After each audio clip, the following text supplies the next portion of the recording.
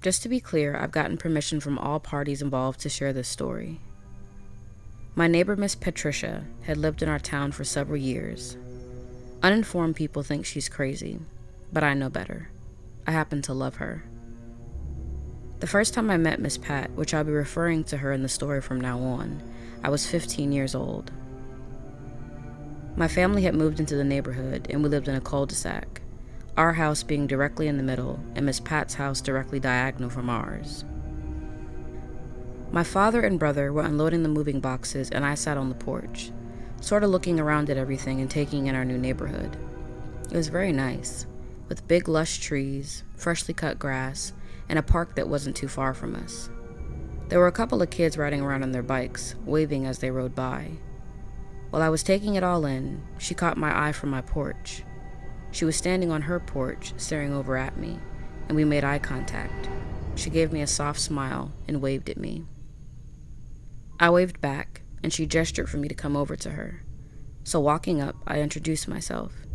She shook my hand and said that it was refreshing to see a new family in the neighborhood, and welcomed me warmly.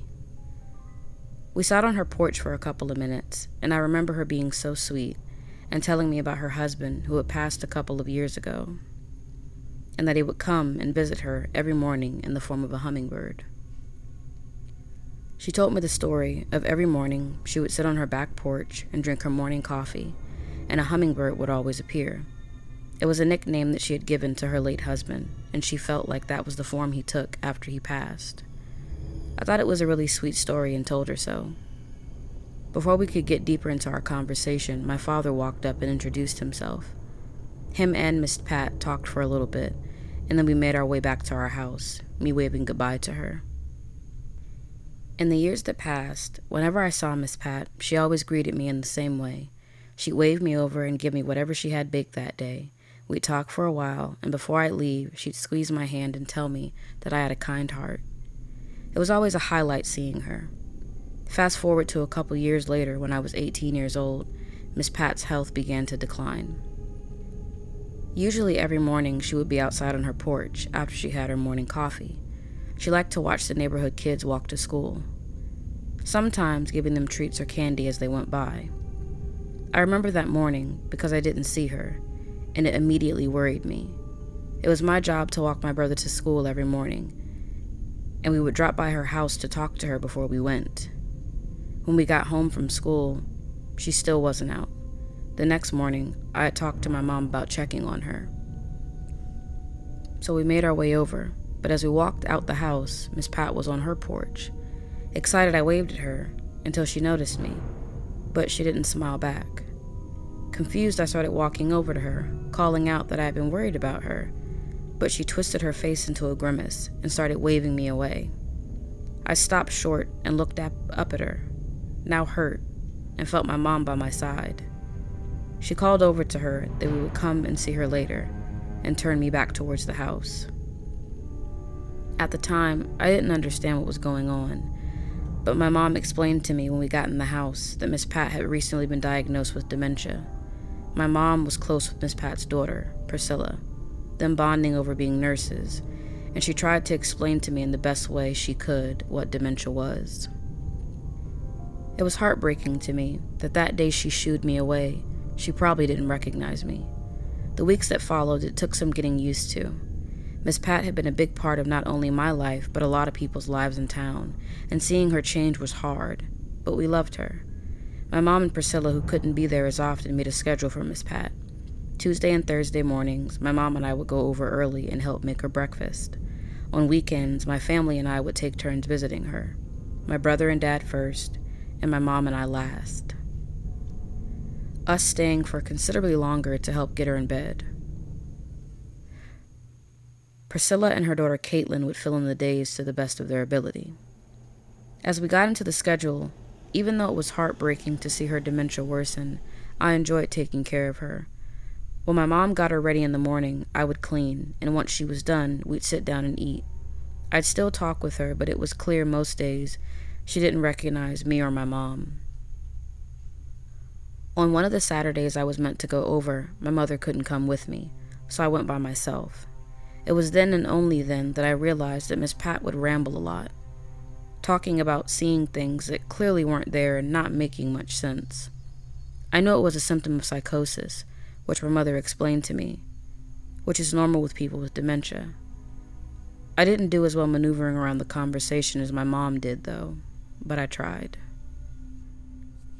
When I walked in, she was sitting in her living room, in her chair. She looked up and asked where David was, who was her late husband, and I told her that he was out of the store. That gave her comfort and was something my mother recommended me to say. But the answer didn't do anything for her this day, and she got up yelling his name, rushing around the house as if she was looking for him. I had no choice but to follow her, making sure she wouldn't get hurt. She walked into the kitchen and stopped short, staring at the back door. She stared for an uncomfortable amount of time, and then turned to look at me. "What's wrong, Miss Pat?" I asked her. "That man comes here every night, sometimes in the clear day, and stands by that door. He pushes his face up to the glass, and Lord knows does it send a chill through me, but he ain't getting in here, do you hear me?" To which I replied, "Yes, ma'am," and walked her back to the living room. I didn't think anything of it because, admittedly, she claimed she saw many things. Deceased relatives, animals in the house that weren't ever there. I figured it was just her talking, until it wasn't. It was again a Saturday that my mom and I were meant to go over, but my mom couldn't make it again, so I took my brother over with me. We sat with her for a couple hours. When my brother got restless and asked to go play outside, which I let him, I sat with Miss Pat for an hour more. This time it was getting dark. Priscilla hadn't shown up yet, and I knew my mother was working. I knew everything that I needed to do. I was just sort of nervous because I had never done it by myself before. But I stepped up. I made her a quick dinner and got her ready for bed. I called Priscilla to check and see what meds I needed to give her, and she walked me through which ones and said she would be over in 30 minutes. She was running late because of work. I got Miss Pat settled in her room and went to sit in the kitchen. I wasn't sitting there but a couple of minutes before I heard a couple bumps and then her door open. I got up and walked around the corner to her room, where I saw her standing in the hallway, her hand over her chest. I could hear her breathing really heavily, and she was looking back into her room, her door slightly cracked. "Miss Pat?" I said, walking towards her. Without looking at me, she said in a quiet voice, "I thought David had come to see me. But that ain't David." A second after, the door slammed. We screamed in unison, and she came running down the hall to me. She wasn't very stable on her feet, so I met her halfway to steady her. She had begun to cry. My mind was a jumble of thoughts. I knew what I had just witnessed. I tried to calm her down, but she insisted that she no longer wanted to be in the house. So we sat on the porch until Priscilla came. I didn't tell anyone what I witnessed because I didn't know how to react. I was 100% sure that Miss Pat did indeed have dementia.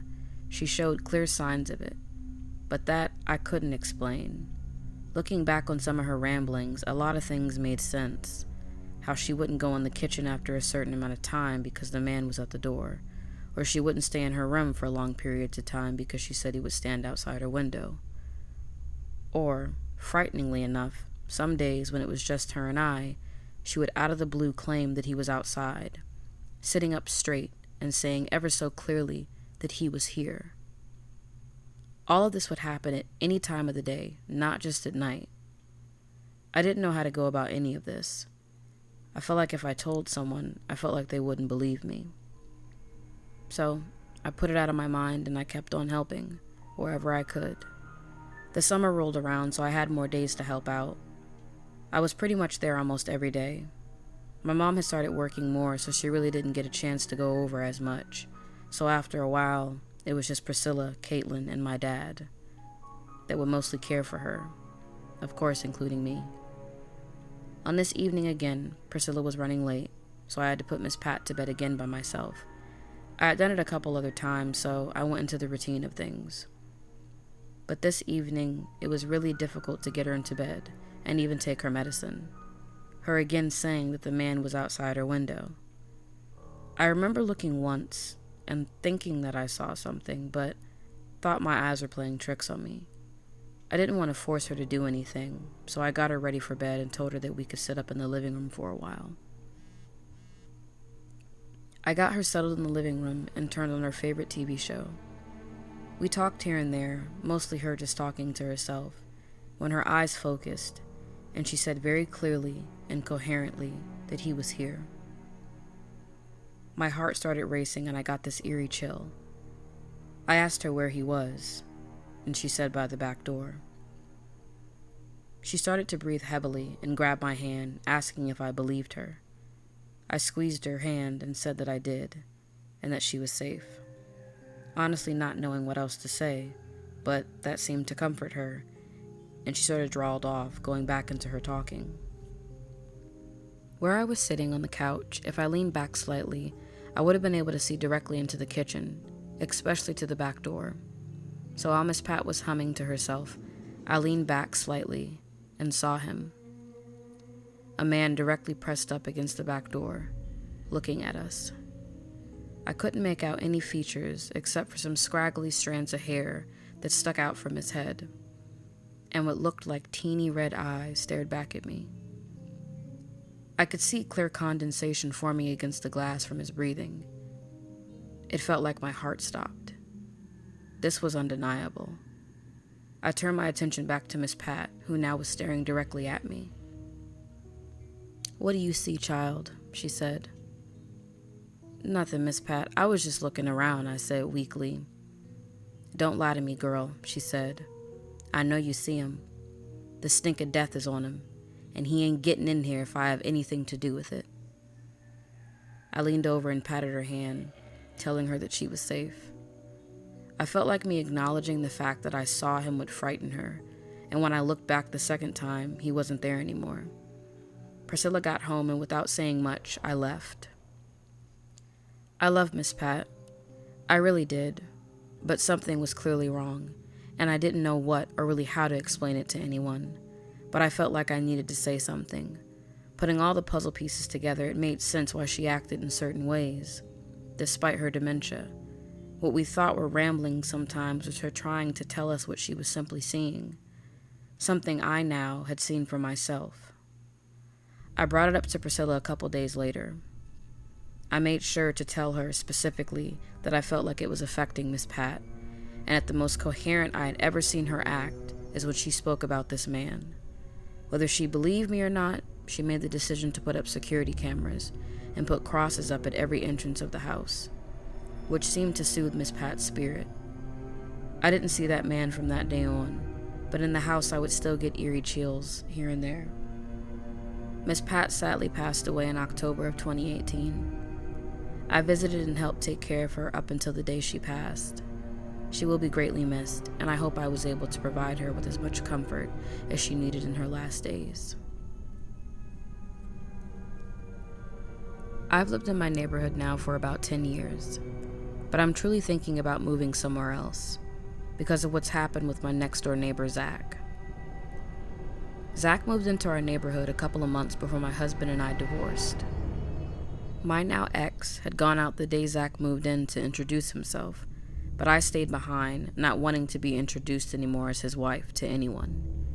Yeah, it got pretty bad. Things got really rough after, and a month later I had filed for divorce. Since I owned the home, he moved out, and I was rid of him. I didn't really know Zach at first, and in the days that followed after my husband moved out, he would drop by on his way to work, just asking me how I was doing, because he had been through a divorce himself, and knew it wasn't as easy. I appreciated the check-in, but thought it was a little weird considering that he picked up the habit of doing it almost every day. Like I said before, I did appreciate the check-ins, but truthfully, there wasn't anything to really update him about. And even if it was, I didn't know him enough to divulge that type of information to him. I found it kind of strange, and after a while I stopped answering the door. The last check-in, he wouldn't stop ringing the doorbell. He must have rang it about 15 times before I answered. He apologized and said that he just wanted to check on me. I told him that I was fine, and I appreciated the check-in, but I was trying to get some sleep, and he nodded and sort of awkwardly walked off.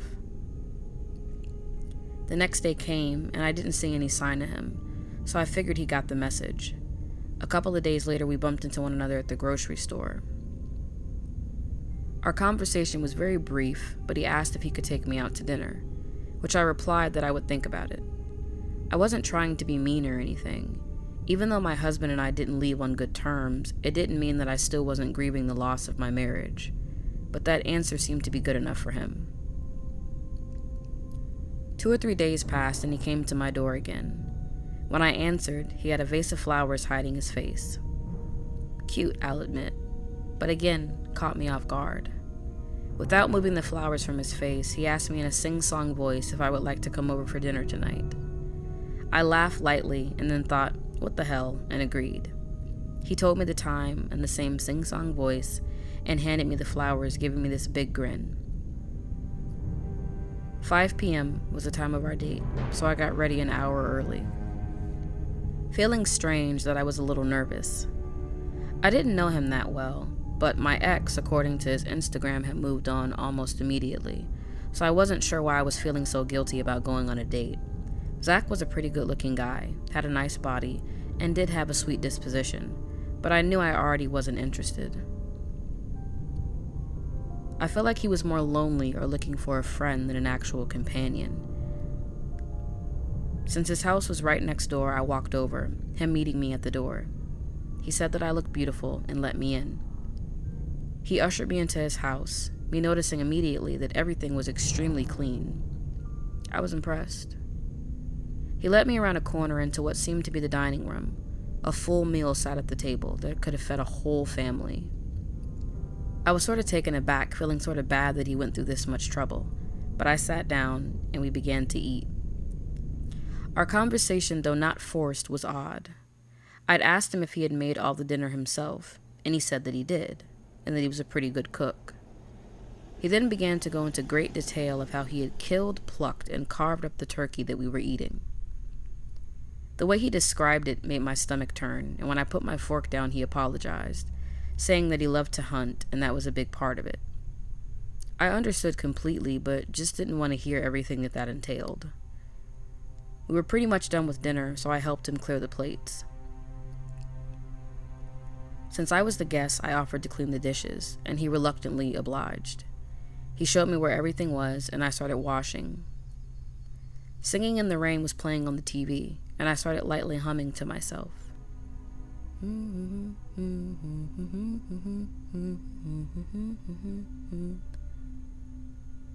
I watched it periodically as I washed. I had been there for a while until I noticed a noise from behind me. I almost didn't hear it since I was still humming to myself. It was heavy breathing, and I turned to see Zach standing a few feet behind me, a bottle of wine in his hand. I stopped and looked over at him, confused. Without a word, he popped the cork on the wine bottle and walked past me, as if I didn't just catch him hovering over me. This is where things began to get weird. I finished the dishes and made my way back to the table, where he had brought out a dessert platter. I tucked into a piece of cheesecake when I noticed him staring at me out of the corner of my eye, and when I looked up, he didn't break eye contact. He then said something that made every hair on my body stand up. "You'd make a beautiful corpse," he said. "What?" I said, beginning to feel really uncomfortable. "No, I know that sounds bad, but how soft your face looks and how you rest your face when you're thinking about something. You'd make for the perfect cadaver." He still hadn't stopped looking at me, and I stood up. It looked as if whatever weird trance he was in had stopped, and he apologized, saying that that was an out-of-pocket thing to say to their first date. I agreed quietly and told him that I needed to head home, and he sort of nodded. I let myself out and tried my best to avoid him from then on out. It was hard considering we were neighbors, but that corpse comment really set off a lot of alarms in my head. It seemed as if he was also trying to avoid me for a while, but every morning when I would go to check my mail, there would be a different gift on my doorstep each day. I didn't feel like putting up with this, so I wrote him a tiny note asking if he could stop leaving gifts, and that I wasn't interested in being anything more than his neighbor. I know sounds cold, but I felt like he wouldn't get the message any other way. Letting my paranoia get the best of me, I installed security cameras at the front and back of my house. The next day, I didn't receive any gift. A month had almost passed, and I was stepping out my door about to head to work when I noticed Zach standing off to the side of my porch. I wasn't sure how long he'd been there, but I asked him what he was doing, and he immediately went into how I made him feel like a creep, and that I wasn't his type anyway. They didn't really go for black girls, and that I seemed uptight for no reason.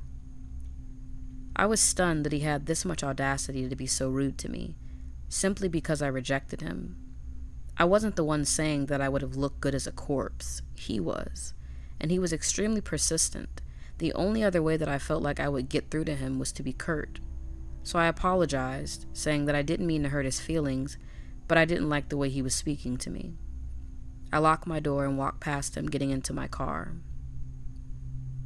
When I got to work, I checked my security cameras. He had stayed in that same spot for about 5 minutes, staring at the ground. The expression on his face I couldn't decipher, but he finally left. That night when I got home, his car was gone. I did my usual night routine and was just settling into bed when I heard a loud electrical sound and the lights went out. Because I was basically ready for bed, it didn't really bother me much. I just figured that a transformer blew. Our electricians were pretty quick in that area, so I knew the lights would be back on soon. With the lights being out, I noticed how light it looked outside, so I went to my window, the moon coming into view.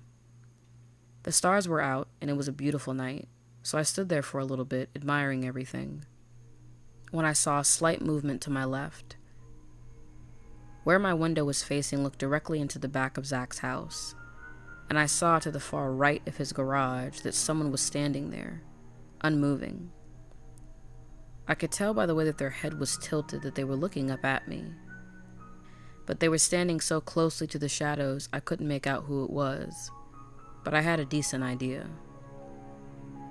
"Zach," I said out loud, staring directly at the shadow.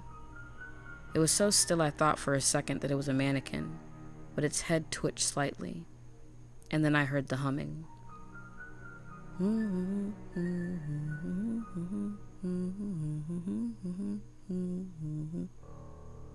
Terrified, I backed away from my window and spent most of the night looking through my cameras. I didn't have one pointed to that particular side of the house yet, but the next day I went out and bought one. I was trying to decide whether or not I should reach out to the authorities. I felt without a shadow of a doubt that that was him that night. I didn't like how living next to him made me feel. I was afraid to be alone in the house, especially at night. I was even afraid to look out my windows, and even more afraid sometimes to look at my cameras, for fear that his face would pop up.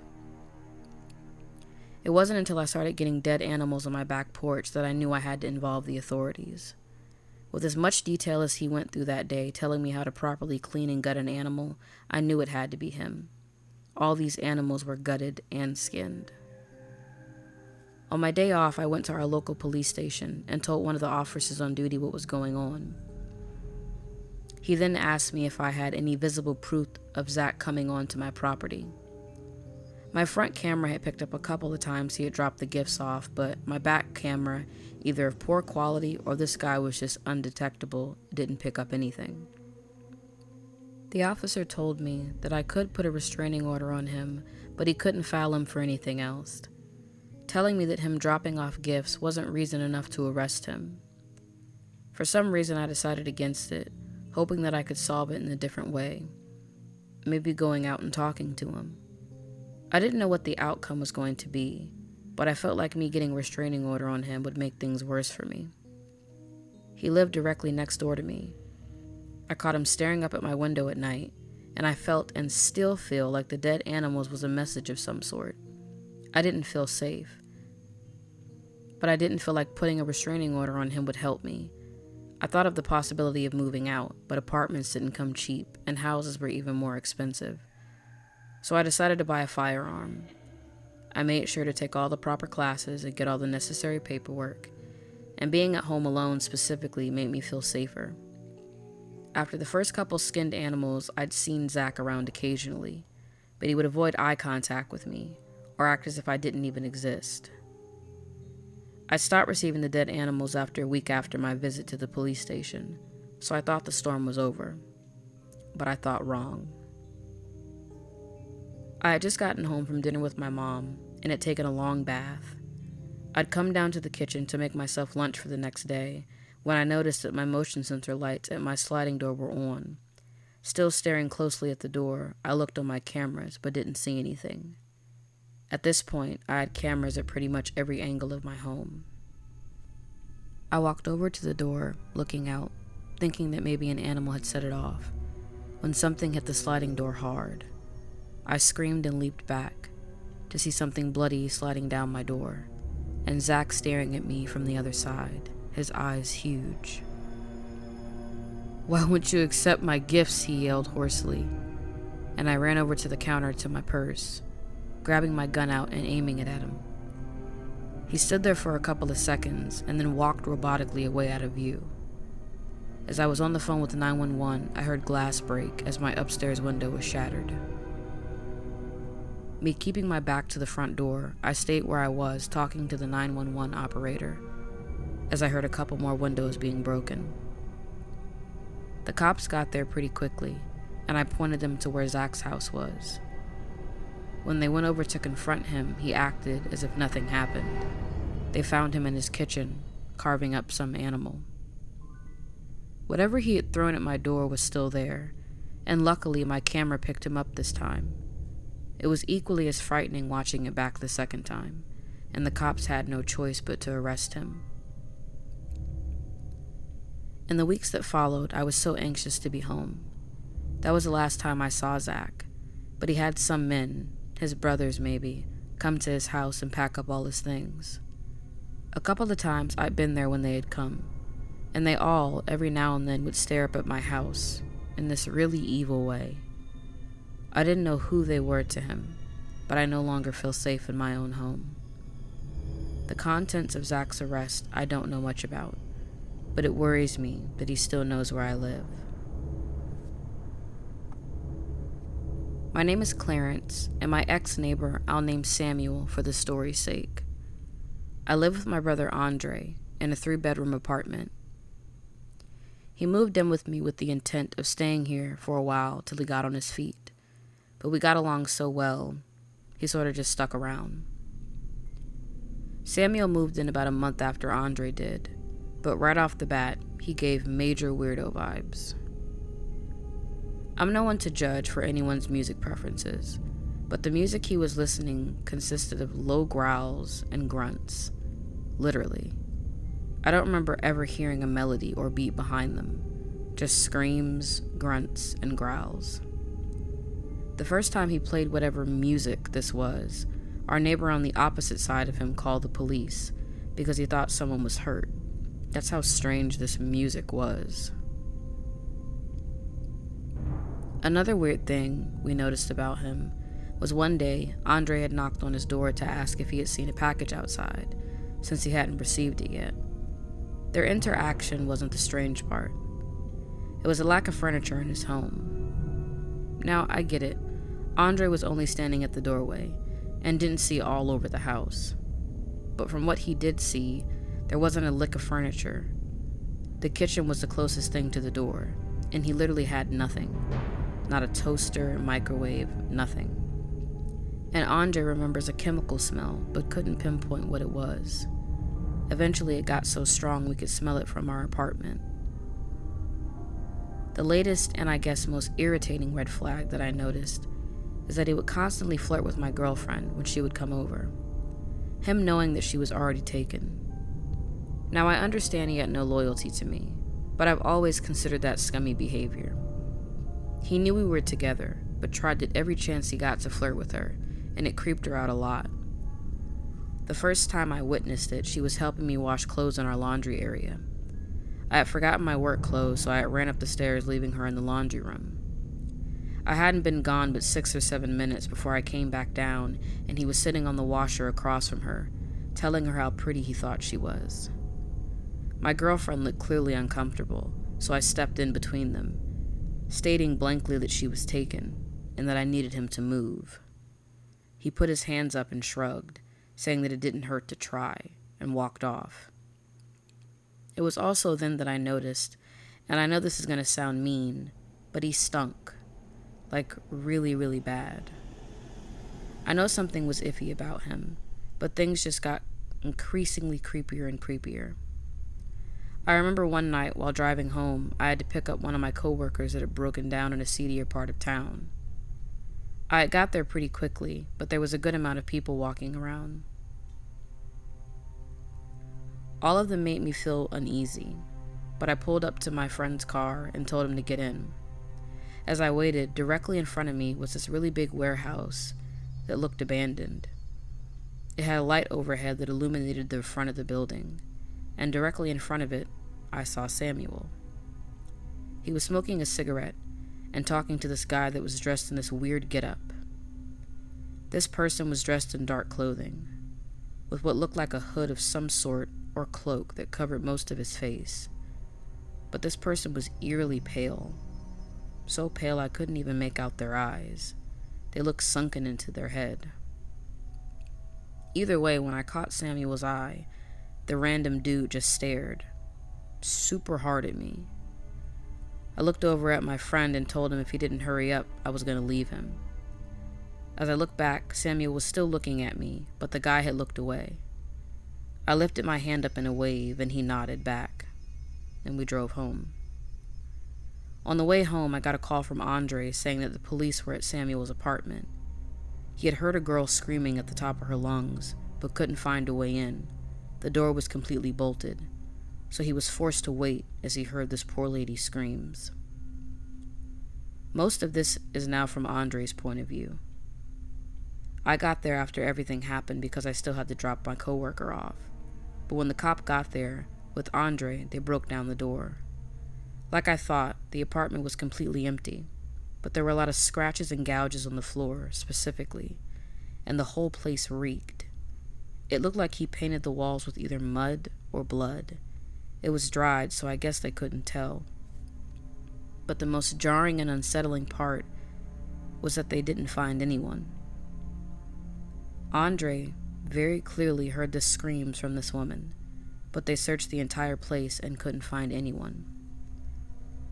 Since there was no evidence of anything, the cops left, and shortly after that, my brother and I moved out.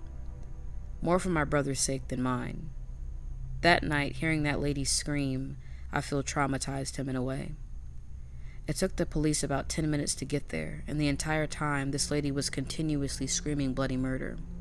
He tried getting in but couldn't, so he was just forced to hear her, and I still don't think he's fully over it. Everything had just become too strange, and we wanted no more parts of it.